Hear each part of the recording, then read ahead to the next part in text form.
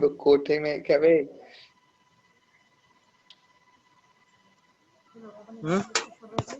तो length of cable और conductor ये अपन क्या करते हैं, जितना भी आपका कंड्यूट आता है या जितना भी आपका पीवीसी आता है, पीवीसी कंड्यूट आता है, जितना भी लेंथ का आपका केसिंग कटिंग आता है, उसका आप 3 गुना जितनी टाइम आप इसको ले लेंगे तो आपको यहाँ से कंडक्टर की लेंथ मिल जाएगी। ये जो सब्जेक्ट है बेटा, ये बहुत ही आप लोगों को हेलो आवाज आ रही है, नहीं आ रही? सर, आवाज थोड़ी कम आ रही है आपकी। बहुत कम आ रही है सर। अभी आ रही है मेरी आवाज? अब आ रही हाँ है सर, सर। आ रही है। हाँ कम आ रही चलिए है वो हाँ अभी आ रही होगी, है ना सभी को आवाज? हाँ सर, आ रही है। अभी क्लियर है ना? Yes sir. हाँ, तो मैं ये बोल रहा था कि यहाँ पर हम 3 टाइम जो भी हमारा केसिंग केपिंग है या कंड्यूट है या जिस जो हमारा पीवीसी कंड्यूट या आयरन कंड्यूट जितना भी इसका लेंथ आता है उसका हम 3 गुना केबल के लिए लेंथ ले लेते हैं। ठीक है, ये जो सब्जेक्ट है, मैं ये बोल रहा था कि ये जो सब्जेक्ट है बहुत इंपॉर्टेंट सब्जेक्ट है आपके लिए। यदि आपको कहीं पर कॉन्ट्रैक्ट चलाना है तो उसके लिए भी इम्पोर्टेंट है। यदि आपको कोई इलेक्ट्रिकल की शॉप भी खोलना है ना तो उसके लिए भी बहुत इंपॉर्टेंट है। कई बार आप देखा होगा ना, आप एक घर में यदि आप लोग वायरिंग करवाते हो तो आपको कुछ पता नहीं होता कि कितना कंडक्टर लगेगा, कितना क्या लगेगा। आप दुकानदार को जाके ये बोल देते हो कि मेरा इतने बाई इतने का घर है, इतने बाई इतने का रूम है, मुझे जितनी भी आवश्यक सामग्री है वायरिंग के लिए वो मुझे दे दो। तो उनको ये सब आइडिया होता है, इसी चीज से होता है कि आप कितना वहां पर कंडक्टर लगेगा, कितना वहां पर कंड्यूट पाइप लगेगा, तो वो इतना कैलकुलेट कर लेते हैं। ठीक है, और कहाँ से कैलकुलेट करेंगे? जब ये चीज आपको इसको अच्छे प्रॉपर तरीके से इसको पढ़ोगे तो।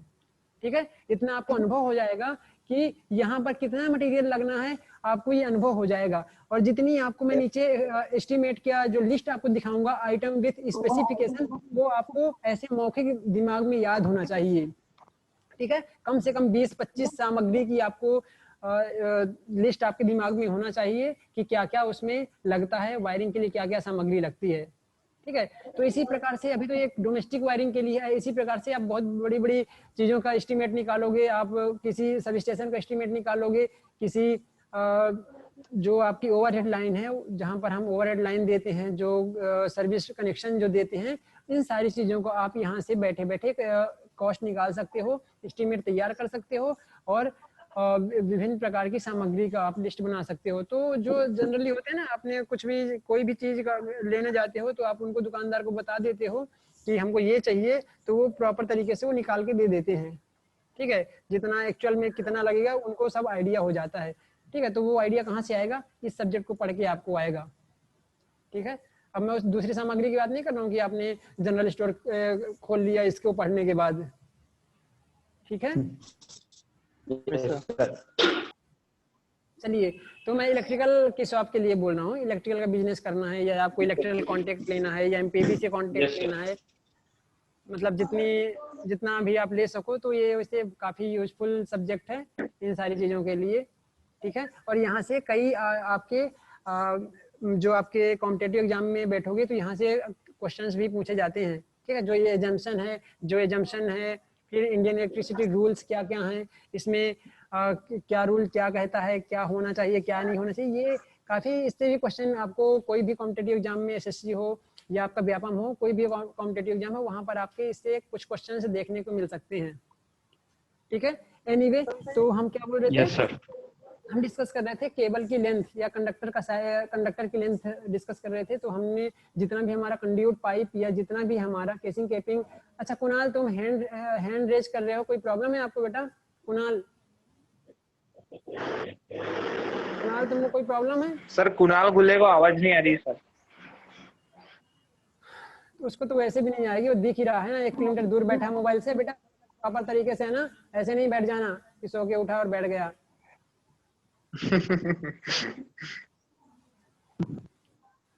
और हैंड जो रेज किए हो उसको ऑफ करो। एनीवे, चलो, तो लेंथ ऑफ अर्थ वायर हमने देख लिया, लेंथ ऑफ केबल और कंडक्टर यहाँ पर 45 मीटर आपको मिल गई है। इसके बाद में लेंथ ऑफ अर्थ वायर दिखाई दे रहा है यहाँ पर? जी सर। ये, ठीक है। आप length Yes, of sir. Wire दिखाई दे रहा है यहाँ पर, तो इसको आप कैसे कैलकुलेट करोगे? कैसे कैलकुलेट करोगे length of earth wire? Sir आवाज कम आ रही बहुत। अभी आ रही है? Yes, sir. अब आ रही है? जी सर। Yes, sir. तो मैं ये बोल रहा था कि कैसे कैलकुलेट करोगे लेंथ ऑफ अर्थ वायर?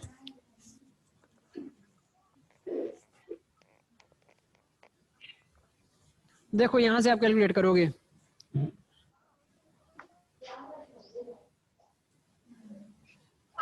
यहाँ आपने जो मेन बोर्ड लगाया है, मेन बोर्ड में अर्थ वायर आएगा। जी सर। Yes, sir. जो आपने स्विच बोर्ड लगाया है, इसमें सॉकेट भी लगे हैं, आपको याद होना चाहिए। सॉकेट लगाया था ना, तो हाँ सर, सॉकेट में सॉकेट भी लगे हैं। आपका, हाँ, सॉकेट में भी आपका अर्थ वायर यूज होता है, ठीक है। तो यहाँ से ये 1.5 मीटर इसको लोगे, ठीक है। तो देखो यहाँ पर हमने ले हाँ। लिया है 1.5। फिर इसके बाद में आप इसको भी लोगे 3 मीटर, यहाँ पर ये रन कर रहा है, तो वहाँ पर हमने 3 मीटर ले लिया। फिर ये वाली भी, ये यहाँ से इस स्विच बोर्ड में आएगा तो 1.7 ये ले लिया। तो इस प्रकार से हमने यहाँ पर ऐड कर लिया है, यहाँ पर हमने ऐड कर लिया 1.7 मीटर। तो ये आपको 6.2 मीटर आपको अर्थ वायर इस्तेमाल करना है, 14 SWG का अर्थ वायर आपको इस्तेमाल करना है, ठीक है। अर्थ वायर का भी फंडा होता है, उसका भी रूल्स रेगुलेशंस होते हैं कि कहाँ पर किस साइज का अर्थ वायर इस्तेमाल करना है। तो ज़्यादातर जो डोमेस्टिक वायरिंग में हम जो अर्थ वायर का इस्तेमाल करते हैं 14 SWG अर्थ वायर ही इस्तेमाल करते हैं, ठीक है। तो यहाँ पर 6.2 मीटर लगभग हमने इसको 10 मीटर ले लिया है, ठीक है। Yes, sir. मिल जाएगा कुछ, मतलब तो हमने 10 मीटर इसको ले लिया है। चलिए अब लिस्ट बना लेते हैं कि हमको क्या क्या सामग्री इस्तेमाल करना है अर्थवायर में। तो देखो यहाँ से, देखिए यहाँ से सबसे पहले हमने ले लिया 16 एम्पियर 250 वोल्ट का DPIC स्विच, ठीक है। इसमें एक नग लेंगे, 1 नंबर। कितने रुपए का आता है ये? 500 रुपए का। मैंने मतलब एक प्रॉपर तो नहीं कह सकता, मैंने एक लगभग वैल्यू को ले, मतलब इसकी कॉस्ट प्राइस ले लिया है, ठीक है। तो इसका कॉस्ट प्राइस मैंने 500 ले लिया है, इसका अमाउंट 500 कॉस्ट पर यूनिट। तो ये एक ही यूनिट है, तो इसलिए ये 500 आ जाएगा। और ये किस लिए हम लेते हैं? For main switch board. Main switch board के लिए हमको DPIC स्विच की आवश्यकता होती है। कोई बताएगा DPIC स्विच क्या होती है? क्यों? DPIC double pole iron clad switch. अच्छा, डबल पोल से क्या समझते हो? डबल पोल में डबल 2 पॉइंट रहते हैं उसमें।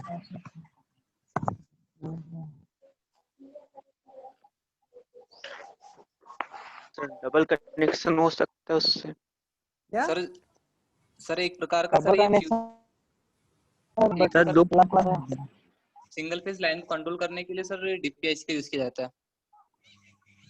नहीं बेटा, डबल पोल से क्या समझते हो ये बताओ तुम मुझे। कौन बता रहा, पहले नाम बताओ। जी, श्रवण कुमार। हाँ, क्या होता है DPIC, क्या समझते हो? सर DPIC सर मींस एक प्रकार का यूज होता है जो सर जैसे अलग अलग परिपथों को अलग अलग कर देता है। कुछ भी बोल के निकल जाओगे, ऐसा नहीं होता है ना। अरे डबल पोल का मतलब होता है कि जिसमें डबल पोल का मतलब है कि देखो 2 वायर आ रहे हैं, दोनों वायर का कनेक्शन देना फेस और न्यूट्रल का। तो 2 पोल्स होते, 2 कांटेक्ट होते हैं, ठीक है। आपने जैसे ट्रिपल पोल है तो 3 फेस के लिए अपन इस्तेमाल करेंगे ट्रिपल पोल आयरन क्लेड। 4 पोल ट्रिपल पोल है तो अपन तीनों फेस के लिए इस्तेमाल करते हैं, ठीक है। अब जैसे ट्रिपल पोल को TPIC और N भी लिखा रहता है, तो इसका मतलब 4 कंडक्टर के लिए है। ट्रिपल पोल मतलब 3 फेस के लिए, और N जो है वो न्यूट्रल के लिए, तो TPIC N लिखा रहता है, ठीक है। उसमें 4 पोल होते हैं, एक 3 फेस के लिए और एक न्यूट्रल के लिए भी होता है, तो उसको TPIC N बोलते हैं। एक TPIC होता है और एक TPIC N होता है।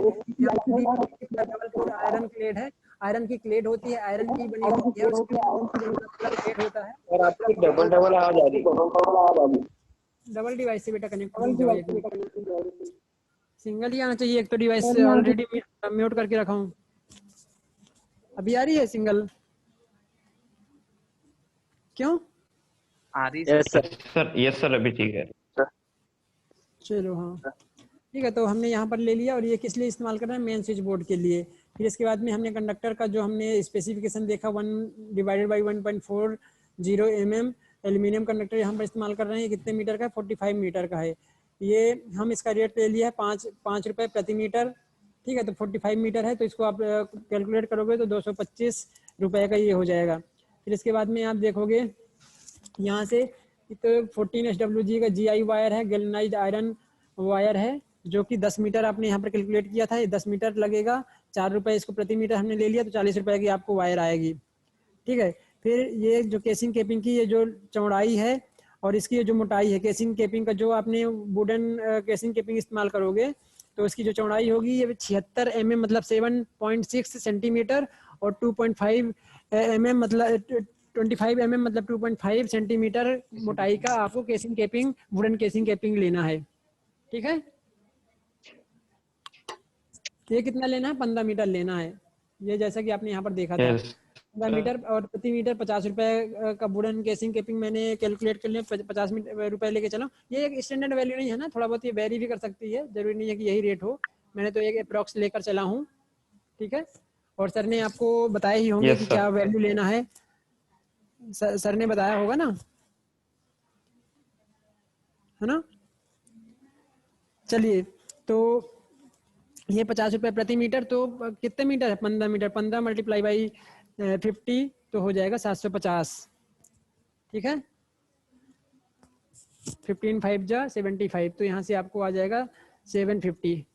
फिर इसके बाद में केसिंग केपिंग कॉर्नर भी होते हैं ना, जो बैंड होते हैं। अब टर्निंग जहाँ पे है तो बैंड की आवश्यकता होगी, केसिंग केपिंग बैंड की। कितने बैंड लगेंगे?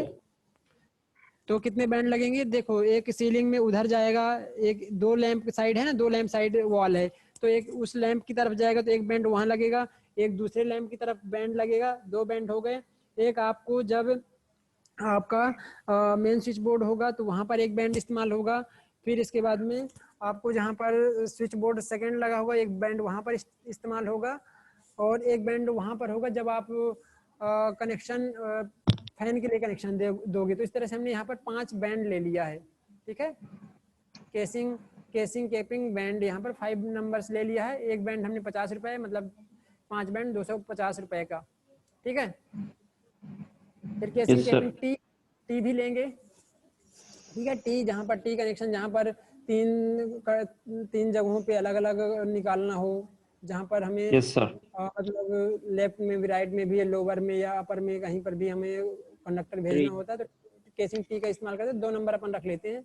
ठीक है, ये भी 50 रुपये प्रति नग, तो यहाँ से भी 100 रुपये हो गया। फिर 5 एम्पियर 250 वोल्ट 3 पिन सॉकेट आप इस्तेमाल करोगे, 2 3 पिन सॉकेट इस्तेमाल करोगे तो 25 रुपये का एक ले लिया है, 50 रुपये के 2 हो जाएंगे। हमने अच्छा वाला लिया, नहीं वैसे 10-15 रुपये का भी आ जाता है। फिर इसके बाद में 5 ampere 250 volt flush type switch जो होता है, फ्लैश टाइप स्विच, यहाँ पर 5 नंबर जितने आपके पॉइंट हैं, 5 पॉइंट है ना, 5 स्विच आपको लगाओगे, 15 रुपये का एक स्विच, तो ये 15 5 जा 75। ठीक है, यस सर। इतनी चीजें क्लियर है सभी को? Yes sir. हाँ सर। चलिए, इसके बाद में अपन आगे देखते हैं। यहाँ पर आपको दिखाई दे रहा होगा 9th number 5 ampere 250 volt ceiling rose.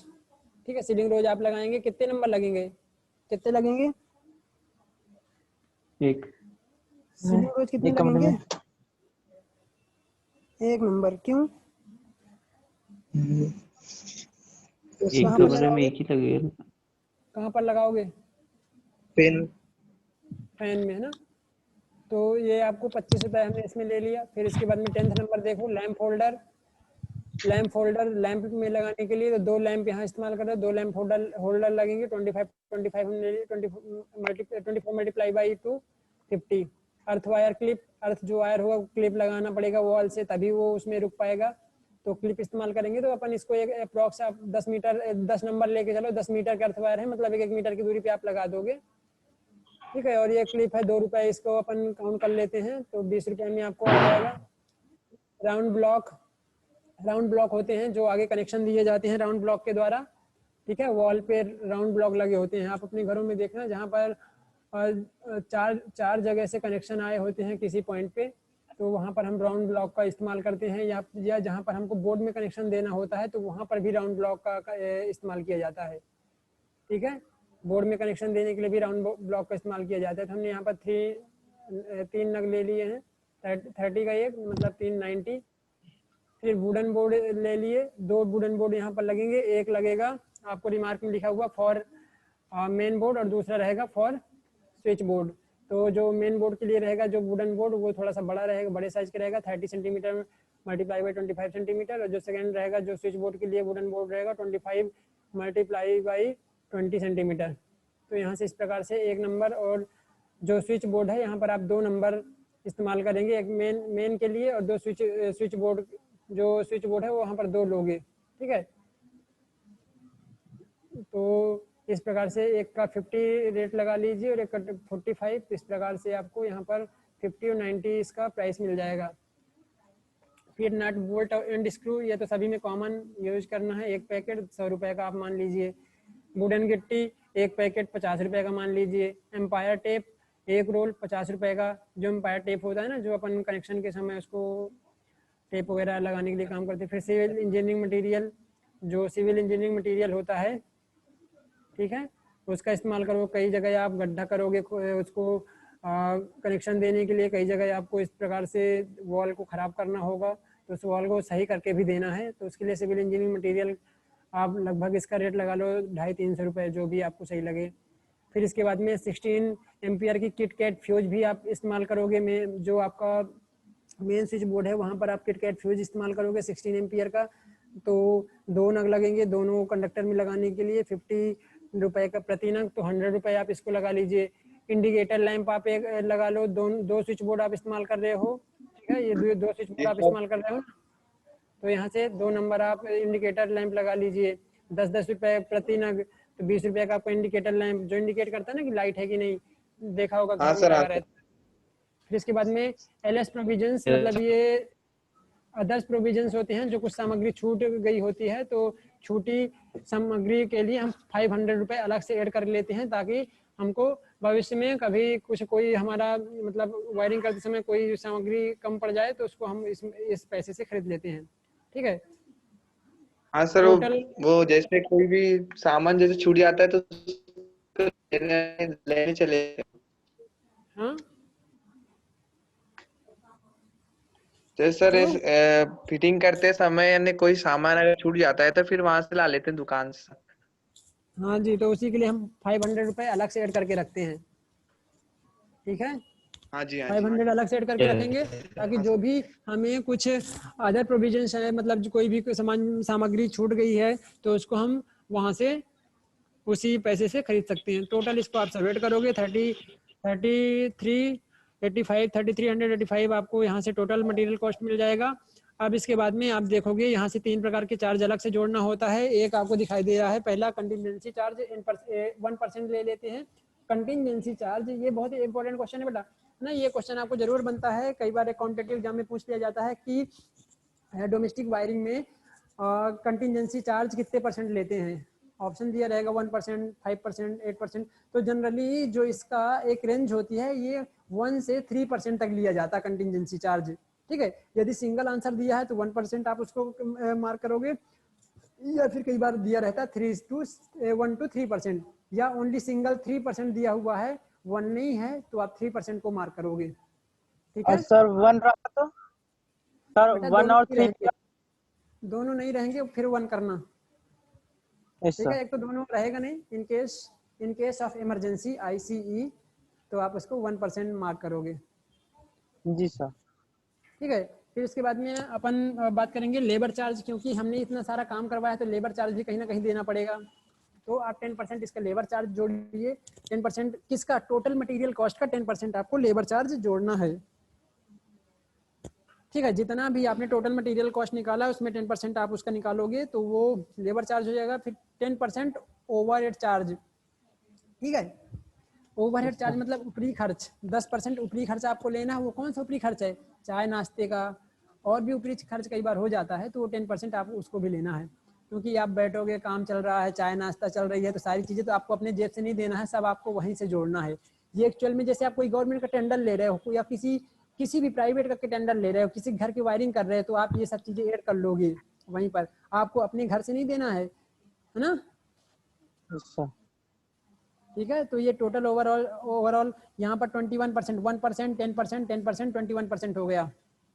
ठीक है, तो इसके बाद में ये 21% क्या है, ये 21% टोटल मटेरियल कॉस्ट का है, मतलब आपका जो मटेरियल कॉस्ट निकला है ये अपने आप में 100% है, अपने आप में ये 100% है। Yes sir. ठीक है, और हमको 21% और लेना, मतलब आप इस वैल्यू का 121% निकाल दोगे तो आपको टोटल 4095 रुपए 85 पैसे आपको मिल जाएगा। Yes sir. ठीक है, परसेंटेज निकालने के बहुत सारे अलग अलग तरीके हैं, जिसको जो सही लगे आप उस तरीके से निकाल लीजिए। ठीक है, अच्छा तो 21% आप इसी का निकाल के फिर से ऐड कर दिए, 21% अलग से निकाल के ऐड कर दिए, तो आपको यहाँ से ये इसका चार्ज मिल जाएगा। ठीक है, अच्छा यस सर। तो आई थिंक आपको तो पहले से सारी चीज़ें क्लियर थी, मैंने सोचा एक बार और ओवरव्यू लाइव क्लास हो जाए, है ना। I think sir live class तो लिए नहीं होंगे अभी तक, है ना। लाइव क्लास हुई थी आपकी? No sir. No sir.